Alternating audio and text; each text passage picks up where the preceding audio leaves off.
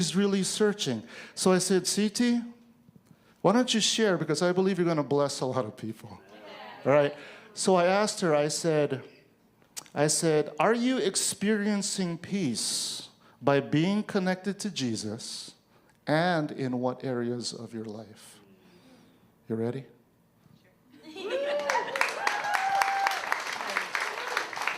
Well, thank you, Pastor Glenn, for letting me speak, and I just feel honored and privileged to that he thought of me, because when he asked me, I was like, me? Peace? I'm like still going through the motions of it, you know? And when he asked me, I actually confided with my husband. I didn't really talk with him about stuff. But then coming to Christ, we've been talking more. We've been communicating more. And one of the hardest things is like getting our family involved. Oh my gosh. I think we were talking about when before, or peace, the word peace in the world, we think having peace is like alone time. Being by yourself, don't bother me type of peace, like yoga. I'm in my zen, don't come in my room, my bubble. But through Christ, we were talking about, we have so many issues in the world, but coming back to Christ, we experience the peace through our struggle.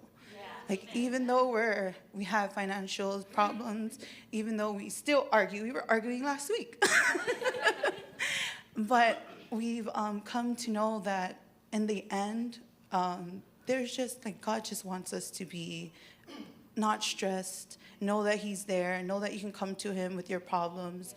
A lot of times I didn't want to go to Him, and I'd go to everybody asking questions, and a lot of them were telling me, just pray. But every time I prayed, I knew what was going to happen. I knew I was going to cry. I knew I was going to get vulnerable. I don't like to cry. I feel like sometimes it makes me weak. But since coming back to Christ, I felt like my relations got better. Just my mindset of financial got better. Everything that we're going through in our lives, the one thing I just want to talk about that God put in my heart is my mom. So my mom is a yeller.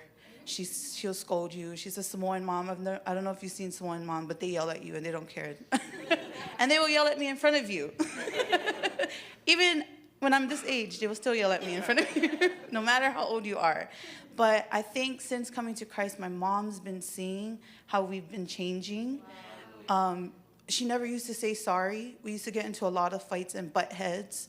And one day I was trying to not fight with her. I always prayed to God, like, let it be good. Let us have a good conversation. And then right when we talk, she'd understand she did something wrong, and she apologized to me. And I was so shocked, because she's 75. When you're 75 at that age, you don't need to not be rude anymore. Like the life is yours, so we are here for you. But my mom apologized to me, and I looked at Erin and I was like, wow, you think she sees something changing in us? And coming from a Samoan church, she still goes to her Samoan church. She wants me to still go to her Samoan church, but before, when we started coming back to church, she would be like, where are you going? And I said, I'm going to our church. And she's like, what about my church? What about our church? But now she's like, okay with it. When I said, I'm going to church, she's like, okay, pray for us. I know, but that's some of the things that change in our lives. Yeah. Powerful, right? So Christ becomes a living reality. Yeah, thank you. Thank you, CT. Aaron.